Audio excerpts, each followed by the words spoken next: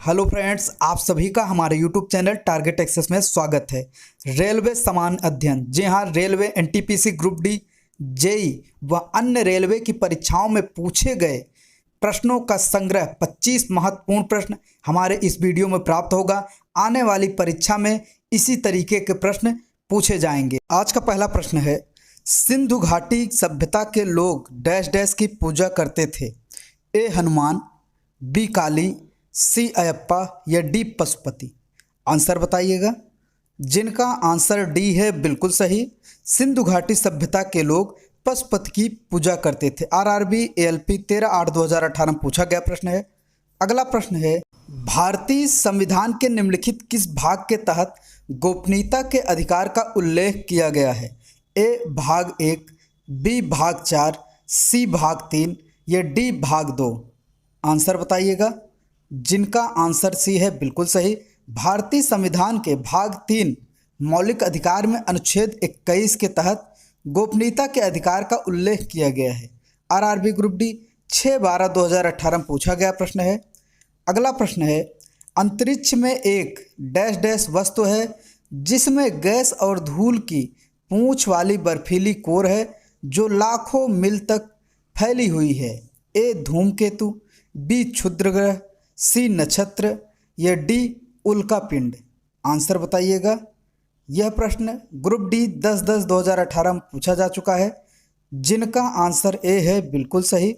धूमकेतु आकाशीय धूल, बर्फ, हिमानी तथा गैसों के पिंड हैं जो सूर्य से दूर ठंडे व अंधेरे क्षेत्र में रहते हैं।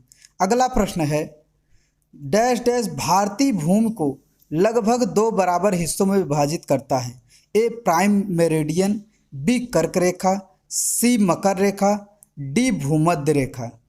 आंसर बताइएगा। जिनका आंसर बी है बिल्कुल सही। कर्क रेखा भारत के लगभग मध्य भाग से गुजरती है, अर्थात भारत को 2 बराबर हिस्सों में विभाजित करती है। ग्रुप डी 25/9/2018 में पूछा गया प्रश्न है। अगला प्रश्न है, निम्न में से कौन सा अतिरिक्त संवैधानिक निकाय है। ए वित्त आयोग, बी नीति आयोग, सी चुनाव आयोग या डी भाषा आयोग। आंसर बताइएगा। जिनका आंसर बी है बिल्कुल सही, नीति आयोग। आरआरबी जेई 26/5/2019 में पूछा जा चुका प्रश्न है। अगला प्रश्न है, शुभा मुद्रल डैश डैश से संबंधित हैं। ए शास्त्रीय नृत्य, बी भित्ति चित्रण, सी खेल या डी हिंदुस्तानी शास्त्रीय संगीत। जिनका आंसर डी है बिल्कुल सही। शुभा मुद्रल हिंदुस्तानी शास्त्रीय संगीत, ख्याल, ठुमरी, दादर की भारत की एक प्रसिद्ध गायिका है। आरआरबी जेई 28/5/2019 में आया हुआ प्रश्न है। अगला प्रश्न है, टेलेक्स इसका संक्षिप्त रूप है। A telecommunication exchange, B telephone exchange, C teleprinter exchange या डी टेलीग्राम एक्सचेंज। आंसर बताइएगा। जिनका आंसर सी है बिल्कुल सही। टेलेक्स का संक्षिप्त रूप टेलीप्रिंटर एक्सचेंज है। एनटीपीसी 19 जनवरी 2017 में यह प्रश्न पूछा जा चुका है। यहाँ जितने क्वेश्चन बताए जा रहे हैं सभी किसी एग्जाम में आए हुए प्रश्न हैं। अगला प्रश्न है, तमिलनाडु स्थित महाबलीपुरम में इमारतों का समूह निर्मित किया गया। ए चोलों द्वारा, बी पांड्यों द्वारा, सी चालुक्यों द्वारा या डी पल्लवों द्वारा। आंसर बताइएगा। महाबलीपुरम में स्थित इमारतों का समूह किसने बनवाया था।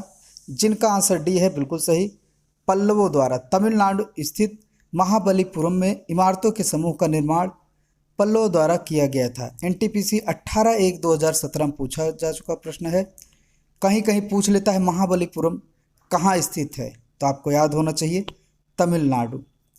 अगला प्रश्न है, सिक्किम भारत का कब एक राज्य बना था। ए 1975, बी 1973, सी 1972 या डी 1950।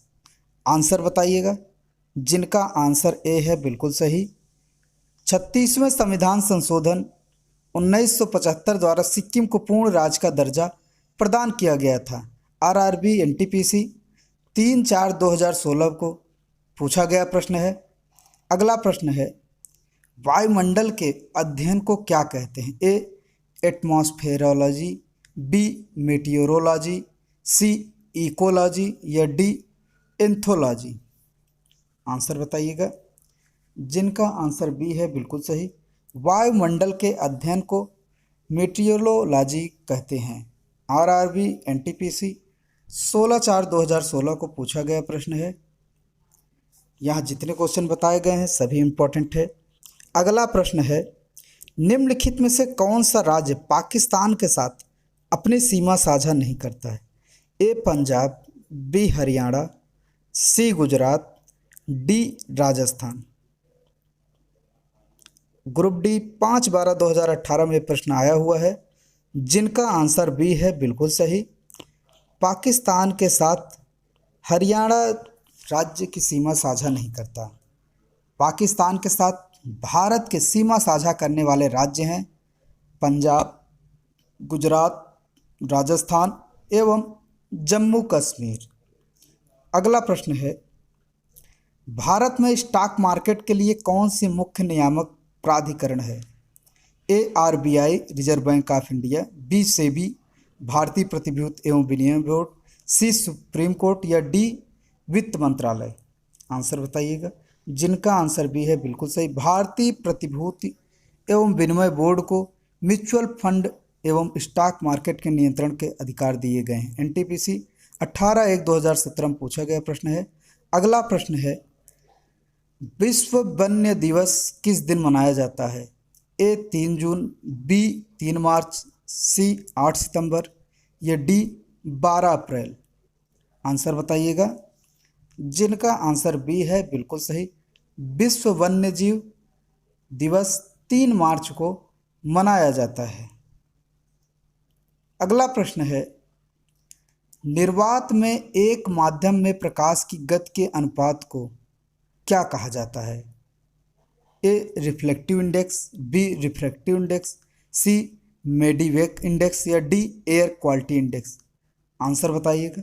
जिनका आंसर बी है बिल्कुल सही। निर्वात में एक माध्यम में प्रकाश की गति के अनुपात को रिफ्रैक्टिव इंडेक्स कहा जाता है। रेलवे एनटीपीसी ऑनलाइन परीक्षा 22 अप्रैल 2016 को पूछा गया प्रश्न है। अगला प्रश्न है, इंडिया नाम डैश डैश नदी से लिया गया है? ए सिंधु नदी, बी इरावदी, सी ब्रह्मपुत्र या डी गंगा? जी हाँ बताइएगा। इंडिया का नाम किस नदी से लिया गया है? यह प्रश्न आपको हर जगह मिलेगा। कोई भी एग्जाम हो, एसएससी, बैंक, हर जगह यह प्रश्न पूछा जाता है, तो ये आपको याद होना चाहिए। जिनका आंसर ए है बिल्कुल सही। भारत अर्थात इंडिया का नाम सिंधु नदी से लिया गया है, जो देश के उत्तर पश्चिम में बहती है। ग्रुप डी 16/10/2018 को पूछा गया प्रश्न है। बहुत इंपॉर्टेंट क्वेश्चन है। अगला प्रश्न है, निम्नलिखित में से कौन सा ग्रह मानव द्वारा खोजा गया प्रथम ग्रह है? ए नेपच्यून, बी यूरेनस, सी प्लूटो या डी बृहस्पति?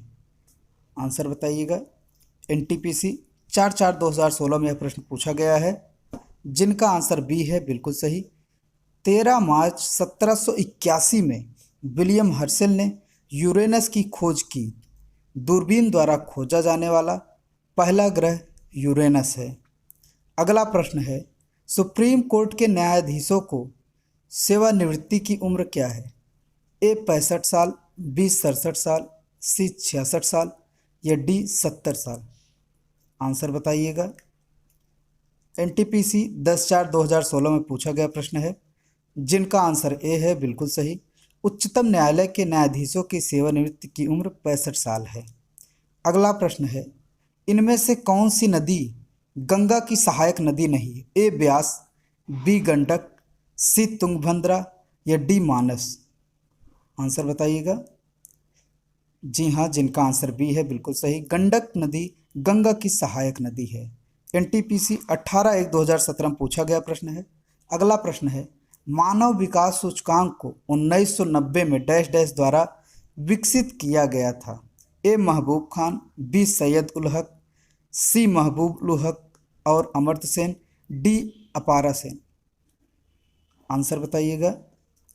ग्रुप डी 28/9/2018 में पूछा गया प्रश्न है। जिनका आंसर सी है बिल्कुल सही। मानव विकास सूचकांक को 1990 में महबूब उल हक और अमर्त्य सेन द्वारा विकसित किया गया था। यदि वीडियो पसंद आ रहा हो तो इसे ज़्यादा से ज़्यादा लोगों को शेयर करें और हमारे यूट्यूब चैनल को सब्सक्राइब कराएं। अगला प्रश्न है, एक घरेलू गैस सिलेंडर में एलपीजी डैश डैश में संग्रहित की जाती है। ए ठोस अवस्था, बी गैस अवस्था, सी किसी भी अवस्था में संग्रहित की जा सकती है, डी तरल अवस्था। जी हाँ, ये भी प्रश्न आपको हर जगह मिलेगा। जिनका आंसर डी है बिल्कुल सही। एक घरेलू गैस सिलेंडर में एलपीजी तरल अवस्था में संग्रहित की जाती है। रेलवे एनटीपीसी ऑनलाइन परीक्षा 7 अप्रैल 2016 को पूछा गया प्रश्न है। ये भी एसएससी, बैंक, रेलवे हर जगह ये भी क्वेश्चन मिलते हैं। अगला प्रश्न है, स्ट्रेट ड्राइव पुस्तक के लेखक कौन हैं? ए कपिल देव, बी सुनील गावस्कर, सी प्रकाश पादुकोण या डी विश्वनाथ आनंद। आंसर बताइएगा। जिनका आंसर बी है बिल्कुल सही।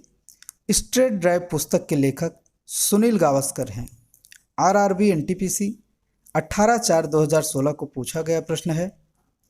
अगला प्रश्न है, चीन की विशाल दीवार ग्रेट वॉल ऑफ चाइना के निर्माण का श्रेय किसे जाता है? ए क्विन सी हुआंग, बी फाओहिन, सी कुजुएनजांग अथवा ह्यून ट्रेंसेंग या डी यिनजिंग।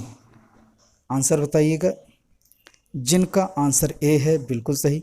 चीन की विशाल दीवार के निर्माण का श्रेय क्विन सी हुआंग को जाता है। एनटीपीसी 12/4/2016 को पूछा गया प्रश्न है। अगला प्रश्न है, आम आदमी पार्टी का गठन किस वर्ष किया गया था? ए 2010, बी 2012, सी 2011 या डी 2013। आंसर बताइएगा। एनटीपीसी 16/4/2016 को यह प्रश्न आया हुआ है। जिनका आंसर बी है बिल्कुल सही। आम आदमी पार्टी का गठन 26 नवंबर 2012 को जंतर मंतर दिल्ली में किया गया। अगला प्रश्न है, हम्बनटोटा बंदरगाह किस देश में स्थित है? ए भारत, बी श्रीलंका, सी म्यांमार या डी बांग्लादेश। आंसर बताइएगा। जिनका आंसर बी है बिल्कुल सही। हम्बनटोटा बंदरगाह श्रीलंका का एक प्रमुख समुद्री बंदरगाह है। ग्रुप डी 26/11/2018 को पूछा गया प्रश्न है। अगला प्रश्न है, जब कुल उपयोगिता अधिकतम हो जाती है तो सीमांत उपयोगिता डैश डैश हो जाती है। ए नकारात्मक, बी आवश्यक, सी शून्य या डी न्यूनतम। जी हाँ, आंसर बताइएगा। एनटीपीसी 30/4/2016 में यह प्रश्न आया हुआ है। जिनका आंसर सी है बिल्कुल सही। जब कुल उपयोगिता अधिकतम हो जाती है तो सीमांत उपयोगिता शून्य हो जाती है। जी हाँ, बहुत इंपॉर्टेंट क्वेश्चन है। अगर आप लोगों को वीडियो पसंद आया हो तो हमारे यूट्यूब चैनल टारगेट एक्सेस को सब्सक्राइब करें और नए वीडियो के नोटिफिकेशन के लिए बेल आइकन को जरूर दबाएं, लाइक करें, कमेंट करें और ज़्यादा से ज़्यादा शेयर करें। वीडियो देखने के लिए धन्यवाद।